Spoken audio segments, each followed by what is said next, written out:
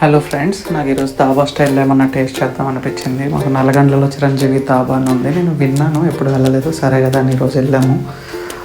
సిటీలో ఉన్నా సరే దాబా స్టైల్లోనే సెటప్ చేశారు. క్లాస్గా అలా ఏం లేకుండా ఆ వాల్స్ మొత్తం Chiranjeevi images and Chiranjeevi movie నేమ్స్తో నింపేశారు. మేబీ చిరంజీవి ఫ్యాన్స్ అనుకుంటా వాళ్ళు.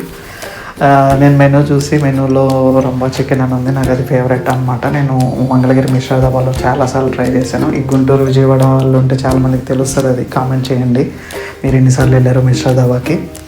సో వెంటనే రంబా చికెన్, టమాటా ఎగ్ కర్రీ అండ్ పుల్కా తీసుకొచ్చేసారు. సర్వ్ చేయించుకొని టేస్ట్ అయితే చేశాను.